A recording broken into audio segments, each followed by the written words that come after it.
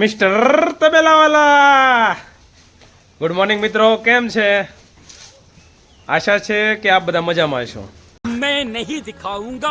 આજે આપણે વાત કરવાની છે આ ખડાઈની.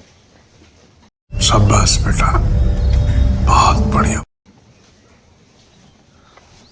જો મિત્રો, આ જે ખડાઈ છે એ પારસે નહોતી આવતી, બરોબર, એટલે કે ગાભણ નહોતી થતી. હવે આને આપણે કઈ રીતે પછી પાર્સલ લાવ્યા છીએ અને કઈ રીતે એને હું ખવડાવ્યું એ તમામ માહિતી આ વિડીયોની અંદર આપણે આપવાના છીએ. તો વિડીયોને સ્કીપ કરતા નહીં, પૂરો જોજો. और अभी तो रुको, क्लाइमैक्स अभी बाकी है.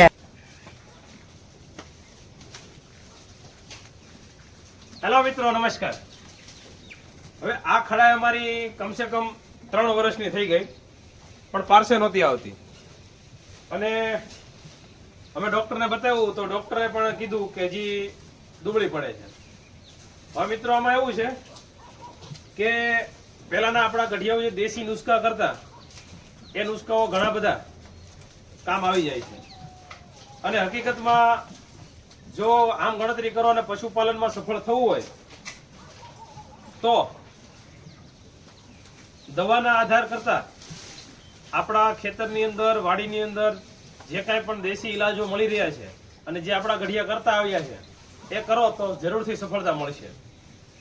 આ ખડાઈમાં ઘણા ટાઈમથી અમે વાટે હતા કે પાર્સે કેમ નથી આવતી, પણ એને પાર્સલ આવવા માટે અમે આપણા રસોડાની અંદર જ મળી રહેતી સાધન સામગ્રી જેવી કે અશેળીઓ, ગોળ, તેલ.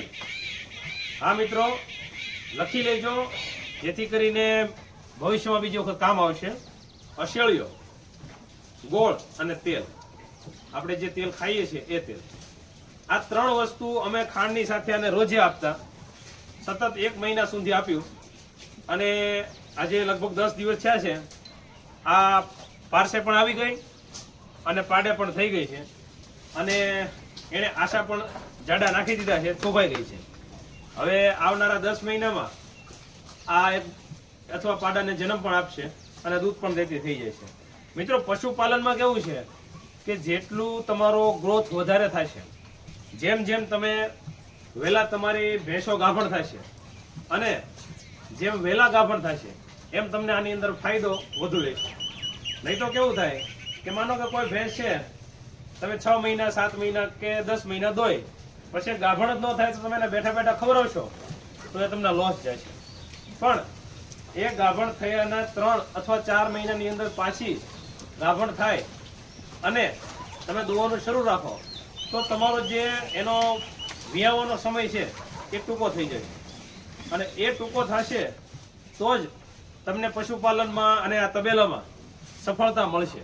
નહીં તો કેવું થાય કે જ્યાં સુધી દોવા દે ત્યાં સુધી તો દોવા દે અને દિવસે દિવસે દૂધ ઘટવાનું છે, વધવાનું તો છે નહીં. પછી કેવું થાય કે પ્રેગ્નન્સી રાખે નહીં, ગાભણ થાય નહીં એટલે તમારે બેઠા બેઠા ખવડાવવું પડે. અથવા તો તમે ભેંસ બદલાવો તો આ ભેંસને કોઈ પણને તમે આપો એટલે કેવું થાય, એની અડધી કિંમત પણ નહીં આવે અને નુકસાની બે રીતે.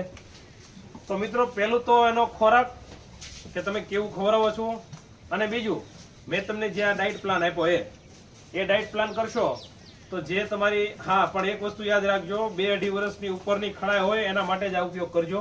કારણ કે જો કાશી ખડાઈ એટલે કે નાની ખડાઈમાં તમે આ ઉપયોગ કરશો તો ઘણી વખત પછી એનો ગ્રોથ અટકી જાવો અથવા તો પછી કાચું કાઢી નાખવું, બરોબર, અથવા પછી વારે વારે તમને કવરાવે, ખવાય નહીં, આવી પ્રશ્ન થાય. એટલે જ્યાં સુધી આ તમે જુઓ 3 ખડાઈને, તો જ્યાં સુધી વ્યવસ્થિત તમને ન લાગે અને 3 વર્ષ અથવા 2.5 વર્ષની ઉપર થાય પછી તે ખડાઈને તમે બીજદાન અથવા તો પાડે લઈ જાઓ.